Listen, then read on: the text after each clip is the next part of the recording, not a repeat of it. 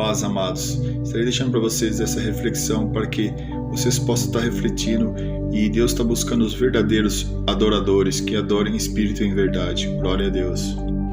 João capítulo 4, versículo 23 e 24. Mas a hora vem, e agora é, em que os verdadeiros adoradores adorarão o Pai em espírito e em verdade, porque o Pai procura os tais que assim o adorem. Deus é espírito, importa que os que adoram o adorem em espírito e em verdade. Glória a Deus. 1 Crônica, capítulo 16, versículo 29. Tributai ao Senhor a glória do seu nome, trazei presentes e vinde perante a Ele. Adorai ao Senhor na beleza da sua santidade. Glória a Deus. Amados, como adorar a Deus? Primeiro, em espírito e em verdade. Após ouvir de modo atencioso e reverente a palavra de Jesus, a mulher samaritana ficou impressionada e o reconheceu como profeta. Nosso Senhor declarou duas coisas importantes sobre a verdadeira adoração. Primeiro, onde se deve adorar a Deus, e em segundo lugar, como se deve adorá-lo. A ideia de adorar ao Senhor em espírito e em verdade vem da conversa de Jesus com a mulher no poço em João, capítulo 4, versículo 6 ao 30. Na conversa, a mulher estava discutindo com Jesus lugares para adorar, dizendo que os judeus adoravam em Jerusalém, enquanto os samaritanos adoravam no monte Gerizim. Jesus acabara de revelar que sabia sobre os seus muitos maridos, bem como o fato de que o homem atual com quem ela morava não era seu marido. Isso a deixou desconfortável. Então, ela tentou desviar a sua atenção da sua vida pessoal a assunto de religião. Jesus recusou-se a se distrair da sua lição sobre a verdadeira adoração e dirigiu-se ao ponto principal.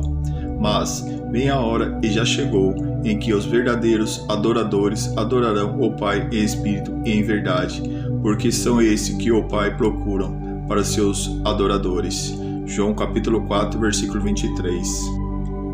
A lição geral sobre adorar o Senhor em espírito e em verdade, que é a adoração de Deus, não se limita a uma única localização geográfica e nem é necessariamente regulada pelas provisões temporárias da lei do Antigo Testamento.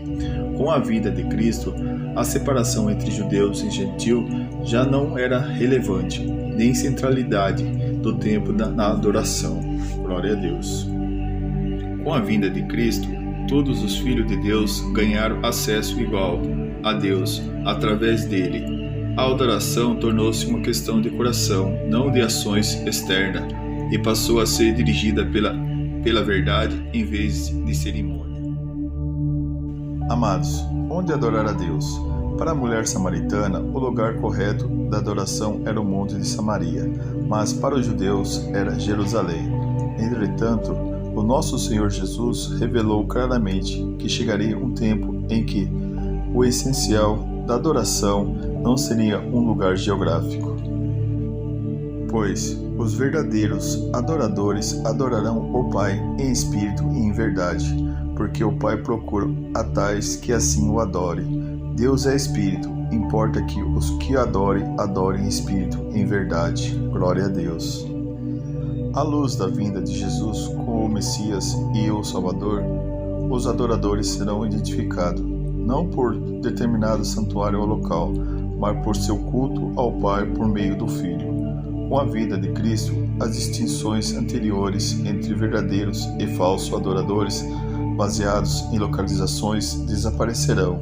Os verdadeiros adoradores são todos aqueles que adoram a Deus de coração por meio do Filho, em qualquer lugar. Filipenses capítulo 3, versículo 3. Em João capítulo 4, versículo 23 e 24, Jesus não está falando de um elemento desejável na adoração, mas de que é absolutamente necessário em espírito e em verdade. A palavra espírito não se refere ao Espírito Santo, mas ao espírito humano.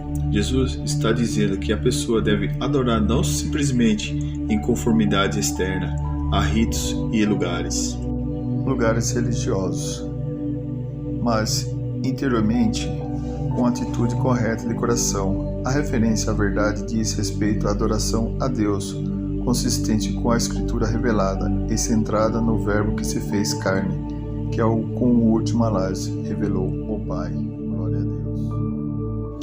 A atitude do adorador. Além de adorar em espírito, o cristão deve adorar em verdade. Nem todo hino ou cântico ou apresentação musical é adoração a Deus. Atualmente, a partir da influência do chamado movimento gospel, as músicas têm sido usadas de forma a exaltar artistas ou levitas. Isso é uma visão deturpada da adoração. Multidões se ajuntam em templos, estádio ou praça para assistir show gospel, onde a humildade e a contrição estão longe do propósito original da adoração. Ora, a verdadeira adoração é em espírito e em verdade, e é para a glória de Deus. Somente Ele é o centro da adoração. Glória a Deus. A verdadeira adoração deve ser em espírito, isto é, engajando todo o coração, a menos que haja a verdadeira paixão por Deus. Não há adoração em espírito. Ao mesmo tempo, a adoração deve ser em verdade, isto é, devidamente informada, a menos que tenhamos conhecimento do Deus em que adoramos. Não há adoração em verdade. Ambos são necessários para uma adoração satisfatória e que honre a Deus. Glória a Deus. O espírito sem verdade leva a uma experiência superficial e excessivamente emocional que pode ser comparada a estar sob a influência de uma droga. Assim que a emoção acaba quando o fervor esfria.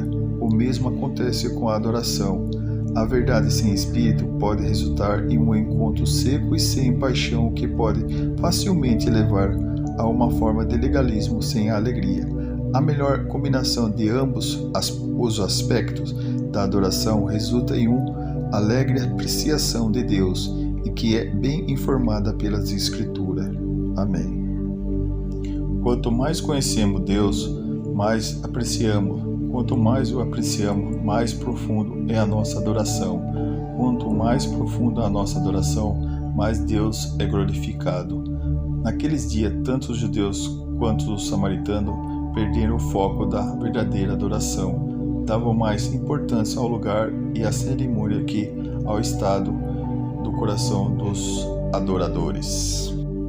O entendimento deles era que cumprisse os rituais de maneira correta estariam bem com Deus, mesmo que se fosse feito pelas razões certas, nem com sinceridade. Adorar a Deus era apenas um ritual. Jesus voltou a centrar a atenção naquilo que mais importava, o coração. O grande mandamento é amar a Deus com tudo o que somos. Mateus capítulo 22, versículo 37 e 38. Essa é a verdadeira adoração. Glória a Deus. Gesto e atitude na adoração a Deus. 1. Ajoelhar-se e prostrar-se. São gestos de profunda reverência diante de Deus. Salomão, na inauguração do templo em Jerusalém, diante de todo o povo, se pôs de joelho, adorando a Deus. Glória a Deus. E sucedeu, pois que, acabando de Salomão de fazer ao Senhor esta oração e esta súplica, estando de joelho e com as mãos estendidas para os céus, se levantou de diante do altar do Senhor. 1 Reis capítulo 8, versículo 54. Jesus prostou-se diante do Pai em súplica. Mateus capítulo 26, versículo 39. Prosquenio, significado: prostrar-se, prestar homenagem a alguém, venerar, beijar a mão, fazer reverência a, adorar. Essas palavras são constantemente traduzidas pela palavra adoração, denotando o valor daquele que recebe honra ou devoção especial. Adorar envolve mais do que palavras e pensamentos, envolve todo o nosso ser, nossas atitudes. 2. Louvar e cantar. O rei Davi introduziu o uso de instrumentos musicais, do cântico coral e congregacional, no culto a Deus. Ele mandou selecionar e preparar 4.000 cantores oficiais, que se revezavam em turno, acompanhados com instrumentos musicais e dirigido por 288 maestros. 1 Crônica, capítulo 25, versículo 7. Na Igreja de Cristo, a adoração a Deus também se expressa com cântico e hinos de caráter espiritual. O apóstolo Paulo nos exalta a praticar a verdadeira adoração, de forma consciente e profunda. A palavra de Cristo habita em vós abundantemente, em toda a sabedoria, ensinando-vos e admoestando-vos uns aos outros, com salmos, hinos e cânticos espirituais, cantando ao Senhor com graça em vosso coração. Glória a Deus. Se a adoração transmite a ideia de nos prostrarmos ou nos curvarmos diante de Deus, louvar fala de nós levantarmos perante Ele. Quando louvamos, erguemos nossas cabeças e cantamos ou damos graça a Deus por aquilo que Ele é e tem feito. Podemos encontrar essas duas ideias unidas no mesmo versículo. E todo o povo respondeu: Amém, Amém. E levantando as mãos, inclinaram-se e adoraram o Senhor.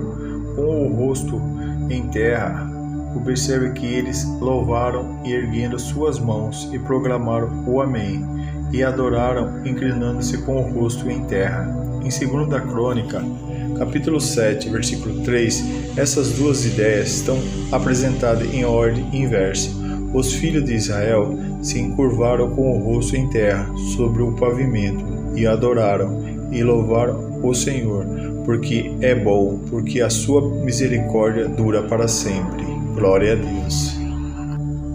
A verdadeira adoração congregacional é regulamentada em 1 Coríntios capítulo 11, versículo 14. Qualquer membro era livre para participar conforme o Espírito dispusesse, principalmente quando procurasse ministrar aos outros através do seu dom espiritual ou carismático. Uma mulher que orasse ou profetizasse deveria ter sua cabeça coberta. 1 Coríntios capítulo 11, versículo 5. Uma mensagem em uma língua incompreensível deveria ser interpretada e toda a profecia deveria estar sujeita aos profetas na congregação. A adoração envolve um espírito de gratidão. Esta gratidão a Deus é uma atitude tão básica na vida do crente que foi ensinada pelo Senhor desde o Antigo Testamento. Glória a Deus. Amém. 3. Glorificar a Deus. Ao longo da Escritura Sagrada, aprendemos que devemos glorificar a Deus com a inteireza do nosso ser. Ora, se nós somos o templo do Espírito Santo, significa que Ele habita em nós. Logo, Deus não aceita nada a menos que o todo do nosso ser, isto é, o vosso corpo e o vosso espírito. 1 Coríntios capítulo 6, versículo 19 e 20. O salmista lembra-nos de que a nossa adoração deve se expressar da seguinte maneira: oferecer a Deus sacrifício de louvor e pagar ao Altíssimo os teus votos. Salmos 50, 14. A palavra de Deus nos ensina que quem quer oferecer sacrifício de louvor a Deus o glorifica. Salmos 50, 23. É um privilégio glorificar a Deus e apresentar-nos diante dele. Glória a Deus. E para finalizar, adorar a Deus não se baseia apenas em levantar as mãos e cantar louvores. Adorar a Deus é, acima de tudo, dedicar a nossa vida para agradar ao Senhor, ou seja, renunciar tudo aquilo que não está de acordo com a sua vontade. E duas coisas são fundamentais na vida de um verdadeiro adorador: confiar plenamente que a palavra de Deus não falha e colocar em prática a nossa fé, pois é nos momentos difíceis que sabemos se ela realmente está firmada em Deus. Deus se alegra quando encontra um coração confiante, que deseja depender totalmente dele. O apóstolo Paulo confirma isso. Conserva-se livres do amor ao dinheiro e contenta-se com o que vocês têm, porque Deus mesmo disse: nunca o deixarei, nunca o abandonarei. Podemos, pois, dizer com confiança: o Senhor é o meu ajudador, não temerei o que me pode fazer os homens. Glória a Deus. Essa passagem bíblica diz que O Senhor é o seu ajudador e você precisa crer nisso de todo o coração, antes mesmo que você comece a passar por batalhas. Ele já te deu a vitória em suas mãos. Por isso, não perca tempo olhando para a situação ao seu redor, pensando que nada vai mudar. O deserto que você está enfrentando hoje não vai te derrubar. O verdadeiro adorador olha para cada embaraço com um nível que o fará amadurecer espiritualmente e fortalecer a sua fé. Glória a Deus. Mesmo que você esteja machucado, adore ao Deus Todo-Poderoso, porque é Ele que te sustenta. O segredo é depender de Deus e o adorá-lo em qualquer circunstância. Busque ao Senhor com um coração confiante, pois, ainda que você não saiba o que fazer, Ele guiará cada um dos seus passos. Você não está sozinho nessa batalha, você não está sem recurso e você não está sem resposta, porque a graça dele é suficiente em sua vida. Glória a Deus. Amém. Eu agradeço por essa oportunidade, em nome de Jesus. Que essa palavra, essa mensagem possa confortar os vossos corações e que Cristo possa dar a paz a cada um de vocês.